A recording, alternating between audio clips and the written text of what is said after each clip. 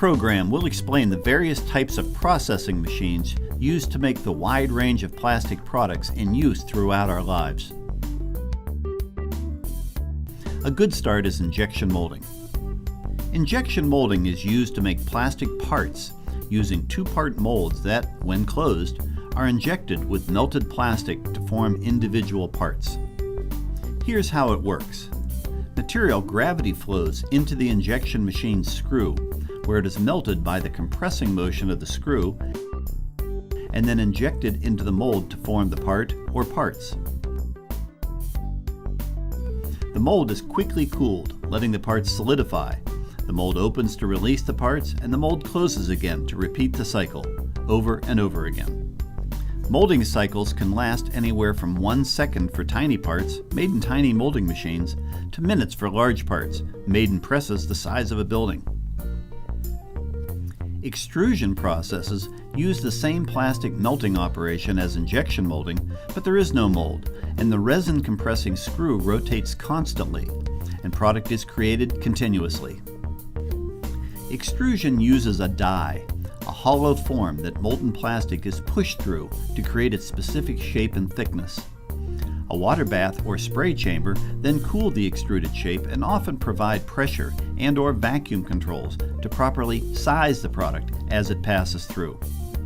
Belts or cleated pullers apply smooth tension on the product and keep it moving in pace with the extruder. A cutter or saw create the final product length, or a winder creates spools of the final product.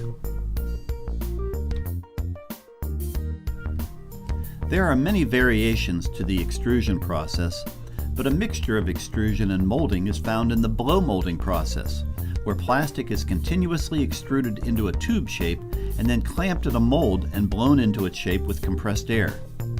It's a process that often operates in a shuttle movement with a set of molds. Each mold takes a turn grabbing a section of extruded tube, called a parison, and shuttling it to one side to blow it into a bottle shape, letting it cool and then releasing it to be filled with product or shipped. Each mold alternates with a second mold doing the same thing for maximum productivity.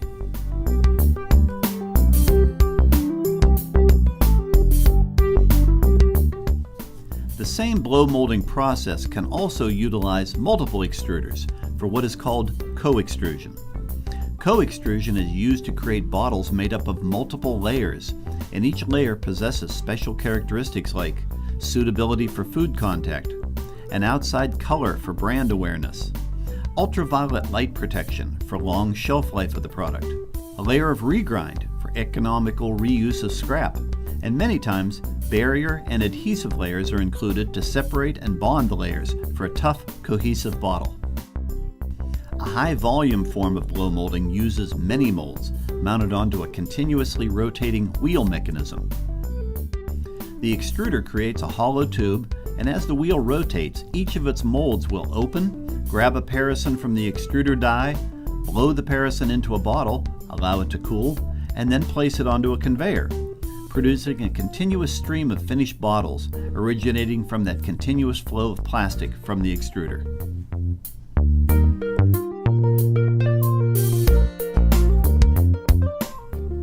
These wheel machines can also produce co-extruded bottles containing layers designed to meet the needs of the product and to use reclaimed material for maximum economy and recycling benefits.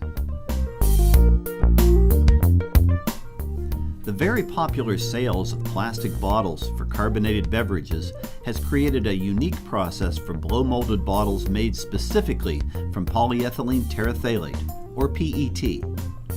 For PET blow molding, bottles are first created in a test tube shaped, injection molded preform, and then, in a separate operation, reheated and blown into their final shape. This two-stage process creates bottles that we, as consumers, know to be thin-walled, yet capable of containing gaseous carbonated beverages without losing pressure or exploding, even if they are dropped. In the blown film extrusion process, thin plastic material for products like garbage bags or the sheeting used in construction, industry, and packaging are produced. A very thin die opening, which is often fed by multiple extruders, faces upward in a round shape. A tall, thin, continuous bubble is produced vertically by this process, and it's cooled as it flows upward, typically 30 feet or more, where it is then folded and brought back down and placed onto rolls or converted into popular film products. And all these processes, from injection molding to film extrusion, rely on Con Air products to support their productivity and efficiency. Thanks for watching.